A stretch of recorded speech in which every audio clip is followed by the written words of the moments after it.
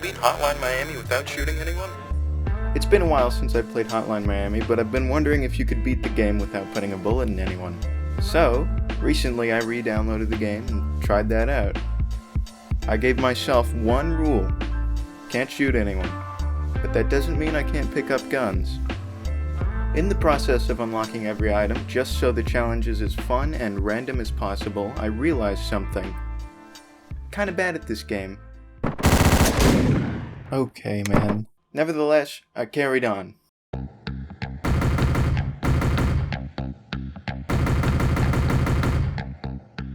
The first 3 levels went by without a hitch, but when I came up on the very end of Chapter 3, this guy showed up and shoved this challenge straight down the toilet. You see, this guy right here is what Hotline Miami likes to throw at you every now and then.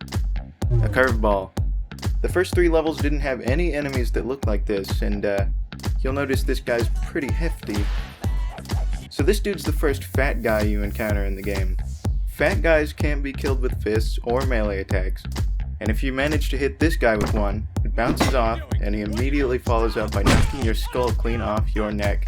You can see how this would pose a problem to the not shooting anyone challenge. Something notable though is that he's wearing a Kevlar vest. When you hit him with shotgun blasts, like the game so very obviously wants you to do, he just gets knocked over. Meaning technically, you're not shooting him. But this guy's the first of many, and all the other fat guys in the game are bare skin. Meaning blood comes out of holes and it's really messy. It's also very much shooting someone. All hope is not lost, however. I've come up with a brand new title and challenge just for this situation. Can you beat Hotline Miami without shooting anyone? Except for fat guys? Rolls right off the tongue, doesn't it? Moving on, I beat chapters 4 and 5 with relative ease.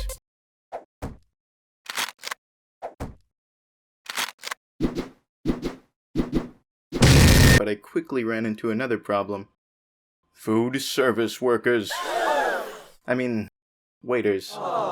Chapter 6 has these waiters that when they spot you, pull out guns and promptly bust a cap in your ass. Guess that's what happens when you don't tip. The problem here is that once they've spotted you, they don't move. I tried my hardest to kill these guys without resorting to the shotgun sitting in my closet, but loud noise and throwing weapons proved to be ineffective. Even while wearing the Jake mask, which causes all thrown weapons to be lethal, everything I threw just seemed to phase right through them. So I shot him.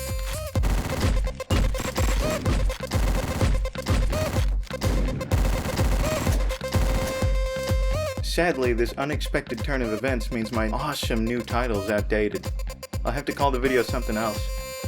How about, can you beat Hotline Miami without shooting anyone, except for fat guys and waiters? Yeah, something about that title really resonates with me. Chapters 7 and 8 were rather uneventful, but I managed to make my way through without shooting anyone. Except for the fat guys. Sorry, fat guys. I did notice something interesting in between all this fat guy shooting, though. I was beating my high scores on almost every level. You can probably just chalk it up to the constant weapon changes and bolder, quicker plays giving me more score, but it's nice to see that challenging and limiting yourself actually rewards you in this game. In Chapter 9, the police show up and give me some trouble. You motherfucker. But I end up making it out eventually. And Chapter 10 was probably the easiest by far. People complain about this level, dude. This level's fucking easy.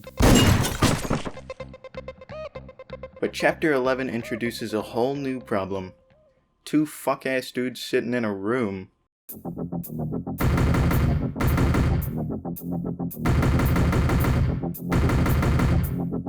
Yeah, you can't get to these guys, and Hotline Miami actually has a good few instances where 2 people will just be sitting, cowering in a room you can't actually get to, and the only real solution is to just shoot them.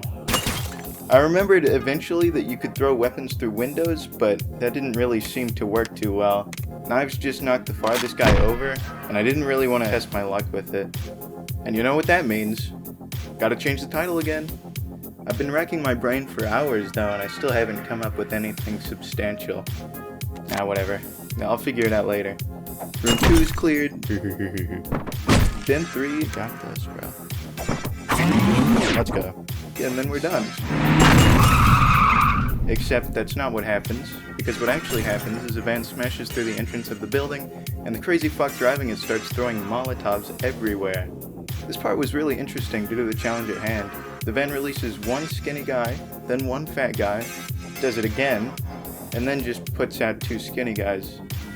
All the while, the driver's still throwing fire and nabbing some of his own guys in the process.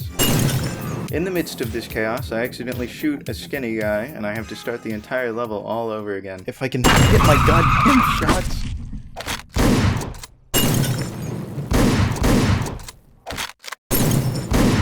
Burning his own dudes. I can get out, and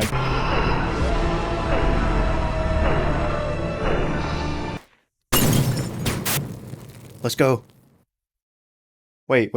Did I win? I did, right? But I got it in the end.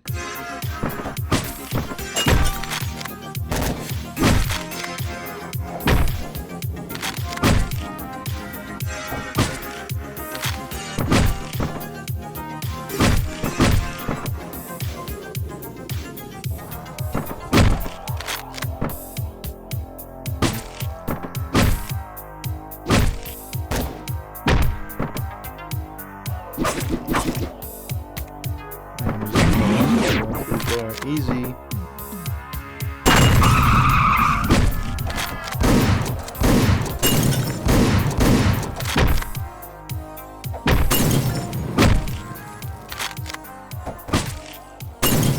Oh!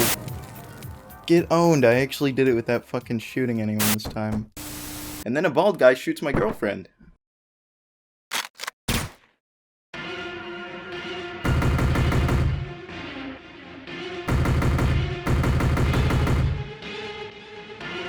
I'm skipping the head trauma section because forcing a stealth level into your fast-paced movie shooter game is fucking stupid.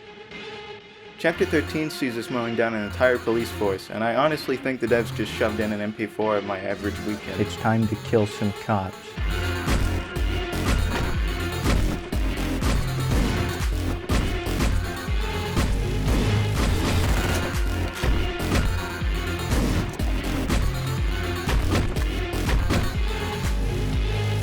All goes well until the third and final floor, where Chief Wiggum and his posse have holed up inside the world's most shootable room. Since there's no actual way to get in the room and melee anyone inside, they're next up on my shotgun's notches. I changed the title again, but we're pretty close to the end, so I'll save it for any surprises waiting down the road. Oh my god.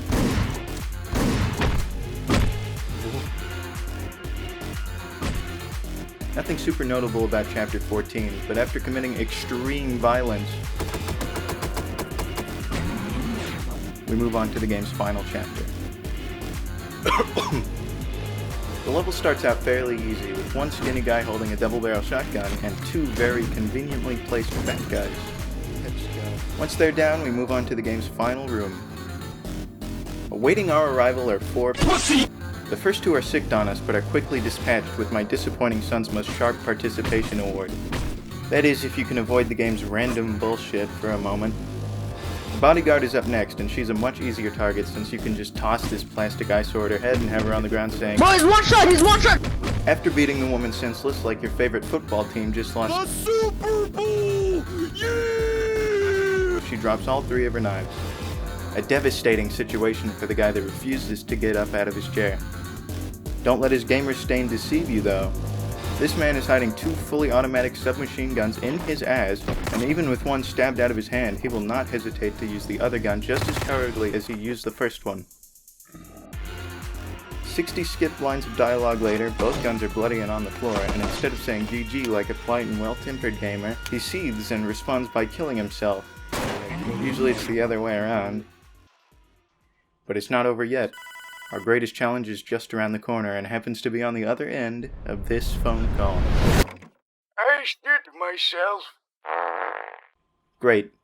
Last thing you do in this game is pick up the cure for dementia and bring it straight to an old mafia gooner's head. Normally I wouldn't count this towards the challenge, but it's about time to come up with that final title I mentioned earlier. You may have noticed that our challenge has deviated a bit from what it once was. At the beginning, we were asking, can you beat Hotline Miami without shooting anyone?